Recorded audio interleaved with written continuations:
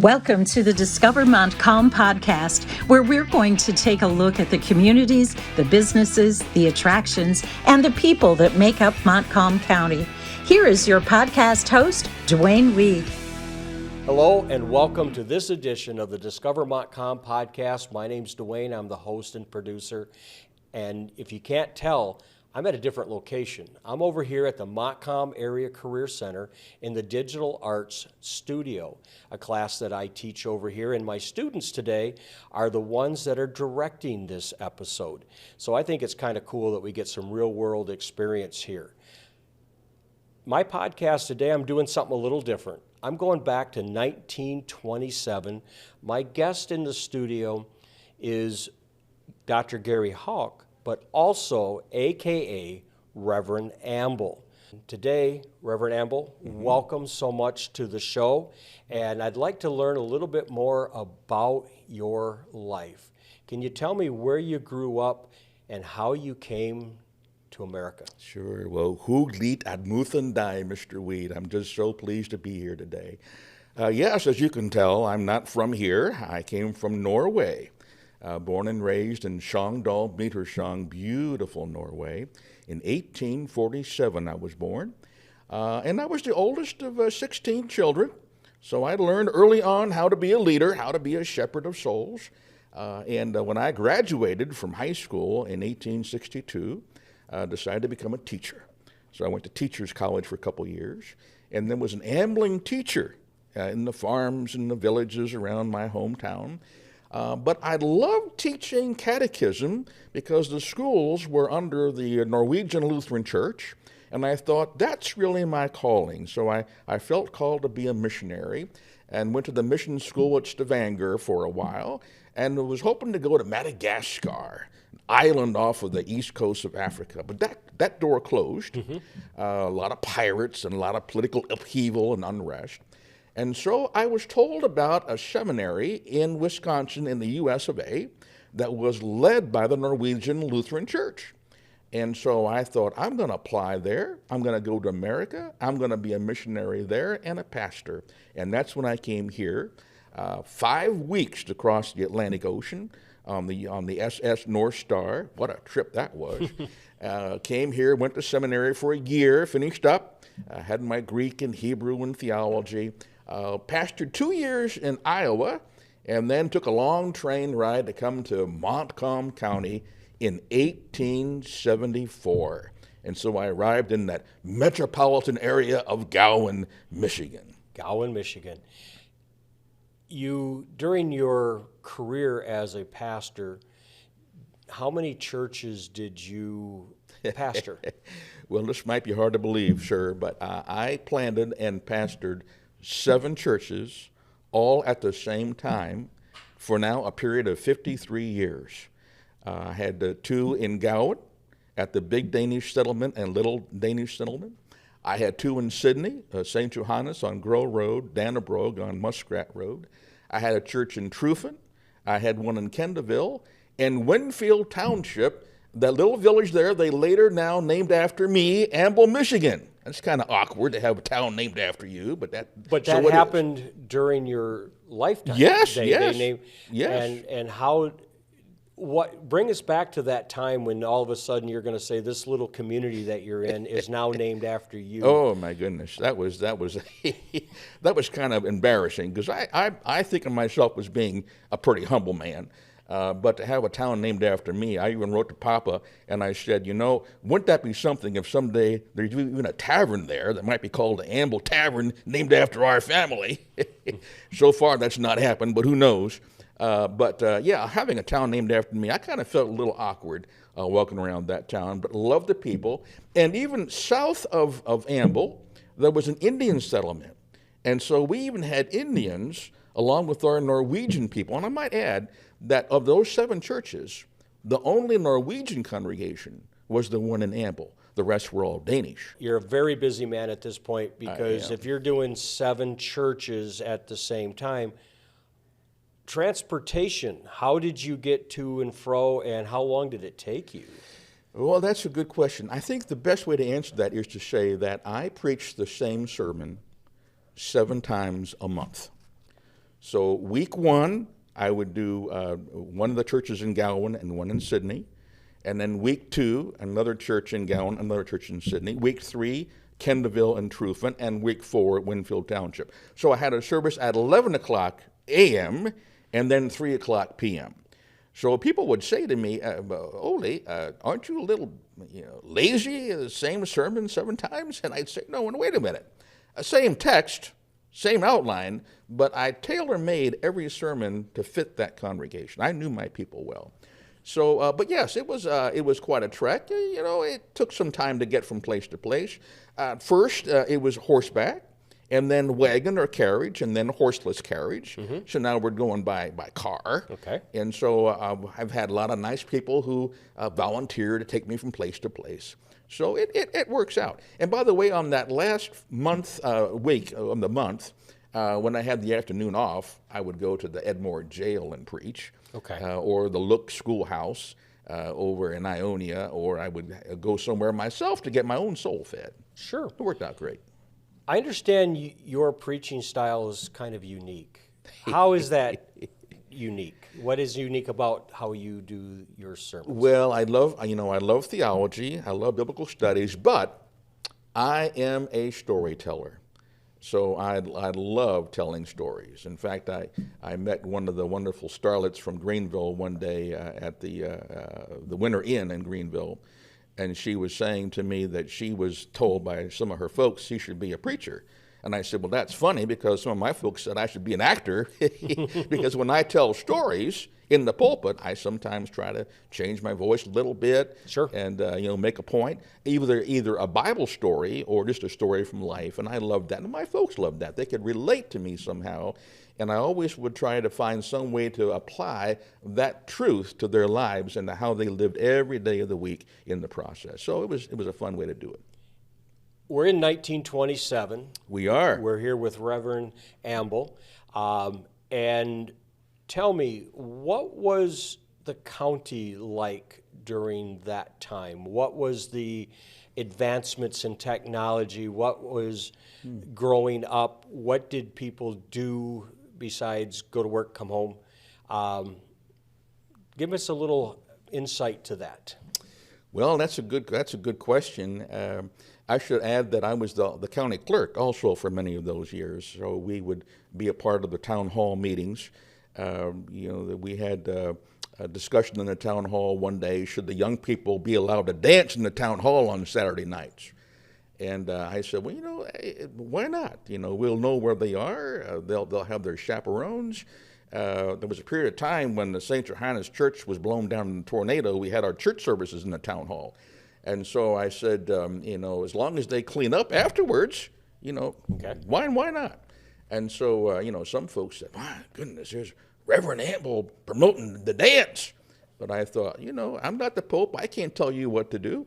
And we'll know where they are. We had back at that time period in Montcalm County, we're called the Happy Danes and the Holy Danes. Okay. Now, the Holy Danes were legalistic and strict and very judgmental. The Happy Danes were a little more gracious with life. Even though I was Norwegian, mm-hmm. I identified myself more with the Happy Danes, as it were. So that's kind of where I was. But yeah, a lot of progress. We had photography now. We had the phone. We had phones. We had aeroplanes. We had. Oh, this is interesting. In the 20th century, we now had the men and women sitting together in the services.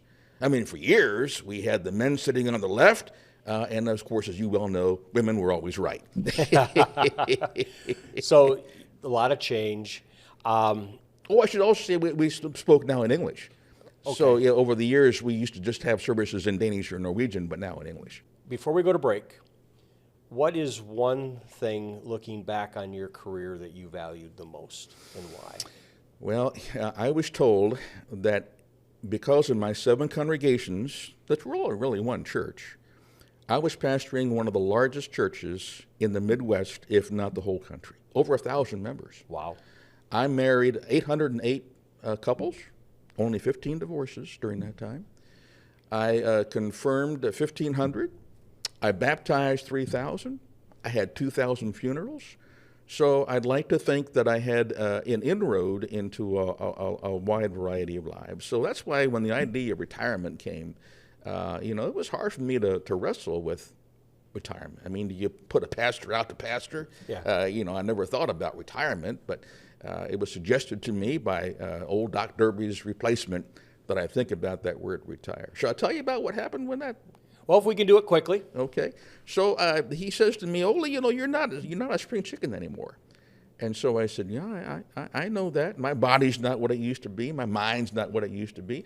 I'm preaching sometimes and forgetting if I'm quoting Shakespeare or the Bible, But soft, what light through yonder window breaks?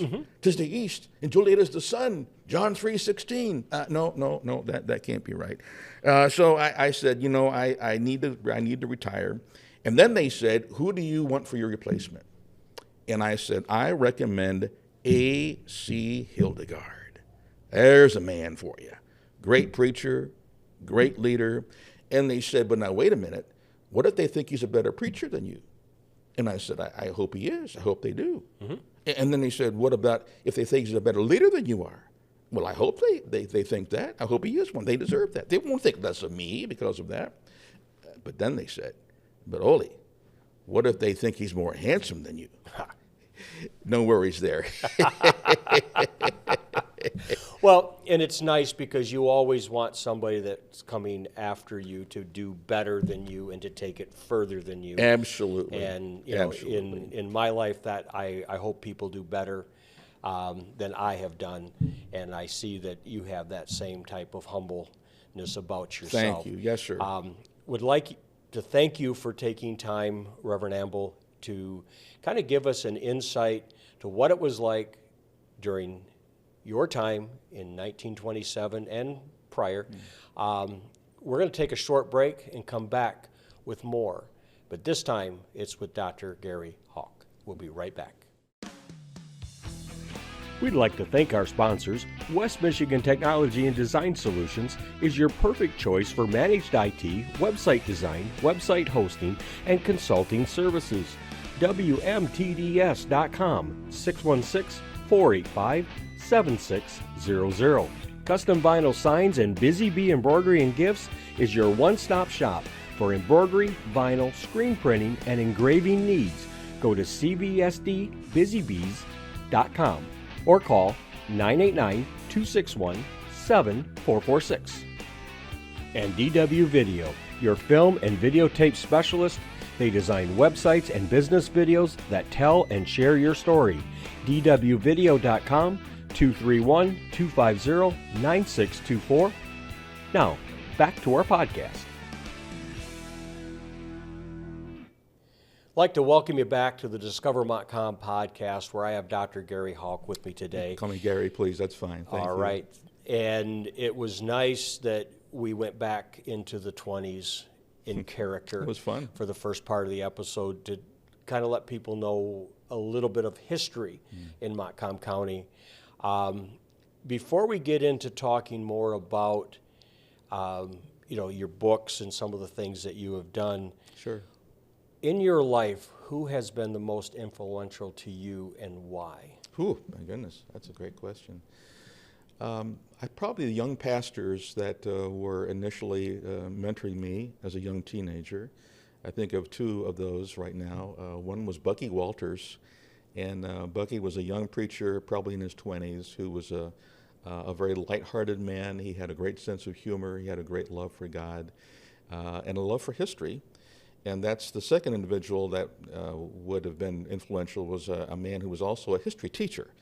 And one day in class, he said to me, Mr. Hauck, he called me by my last name, you should be a teacher someday. And so between the two of them, I really felt my course was teaching and pastoring. And so in the course of time, that's what I, in fact, personally became. So I have been a minister and also a teacher for these past 45 years or so. So it's been neat to see how their lives did influence my own. Well, we're all influenced by somebody. Sure. And it's sometimes nice to have that reflection. Right. Just in our own minds to go, okay, I'm here because. Yeah, absolutely. I'm here because. That's good. You've spent some time, as you said, teaching. quite a few years were at Montcalm Community College. I was, yes. Can you tell me about that time period when you started? What was the college like at that time, and bring us through to when you retired? Sure, okay. I came to Montcalm Community College in 2008 as Dean of Arts and Sciences, and Dr. Don Burns was then the president. And we had our first meeting in July of that year, and I had just passed the village on the way there, historical village, which I knew was called Heritage Village. Mm-hmm. And so I asked him about that, and he said, if you come next month in August, we have our annual festival, and you'll see our folks there in period costumes reenacting the early years of Montcalm County. He said they brought 24 buildings there from all over the county on flatbed trucks from back in the 1890s and whenever. And he said, I'd like you to go there to experience all of that. And I think we spent most of our time for my orientation talking about the village. When I went that next week or so to that wonderful festival, I saw the picture of Ole Amble in the church house, and also the picture of Ole Amble in the town hall. And so I said, who is this guy? And they said, he's a dashing Norwegian immigrant who planted 7 churches all at the same time, pastoring those for 53 years. And that began my interest in Montcalm County's history. So I would say that during my time as Dean of Arts and Sciences there for 10 years, from 08 until 2018, my interest was the history of Montcalm County, the culture of Montcalm County, cultural events, but also learning a whole lot more about Ole Amble. And so it kind of transitioned into my acting hymn, and then finally with the book. So that was kind of a highlight of my time there. But the county did change. I think from my standpoint, Montcalm County has had a growing interest in culture and their own history, and the replication of that history in dramatic ways. So I'm pretty thankful to be a part of all of that. You've written a few books in your life, 21 to date? 21 to date. 21 yes, to date. What inspired you to write that first book? Ooh, the first book. Well, I was in seminary at Dallas Seminary in Dallas, Texas, and I was challenged to write my master's thesis, which could either be a dissertation-like thesis or a project.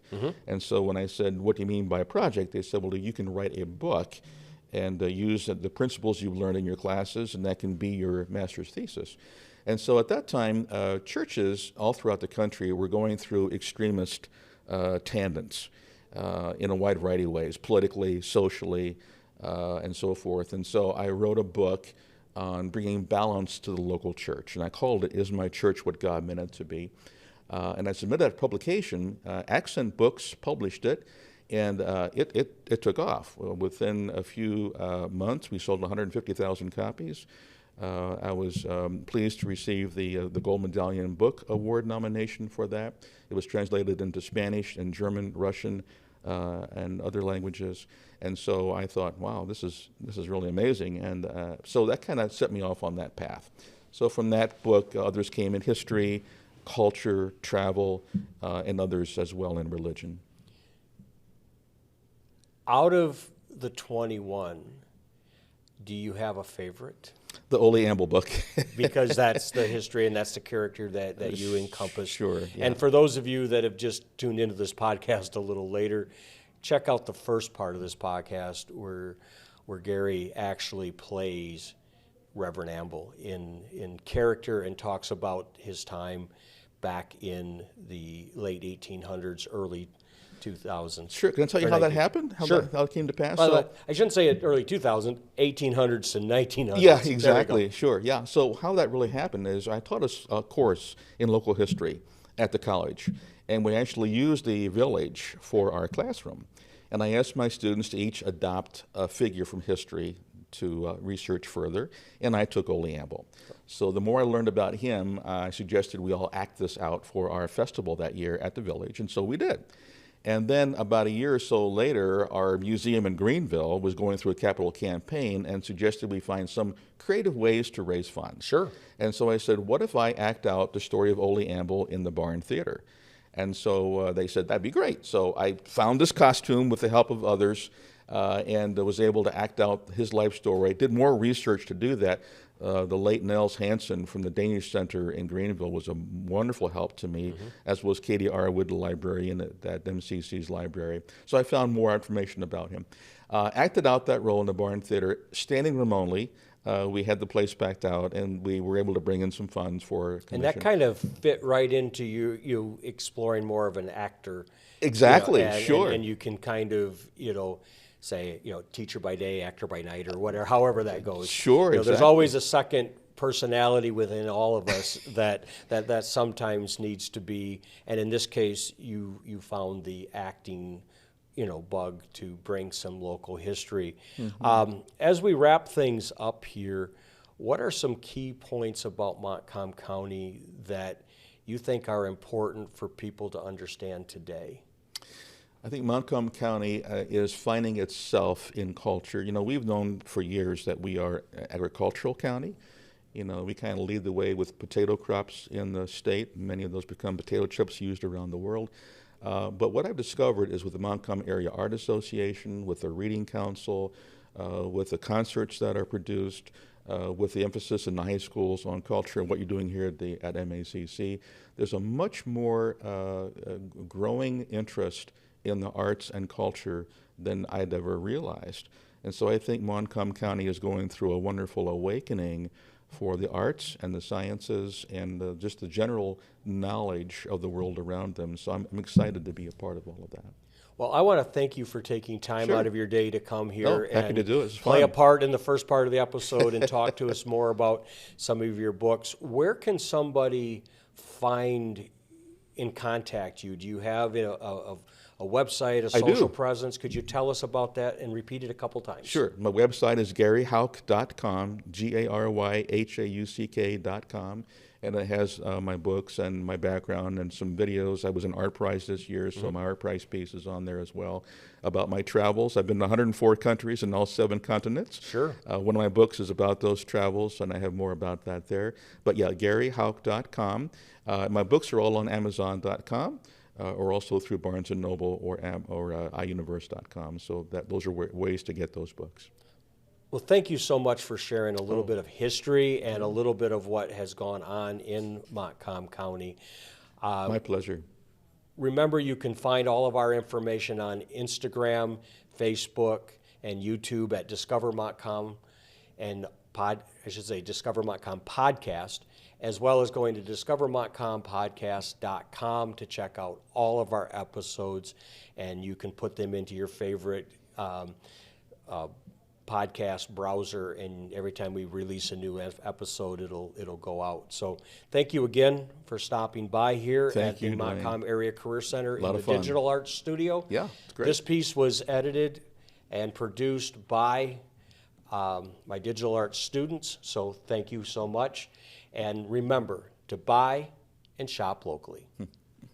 Connect and subscribe to Discover Montcalm Podcast at discovermontcalmpodcast.com. Follow us on Facebook, Instagram, and YouTube at Discover Montcalm Podcast. To be featured in an upcoming show, contact Dwayne at 231-250-9624. Remember to subscribe at discovermontcalmpodcast.com.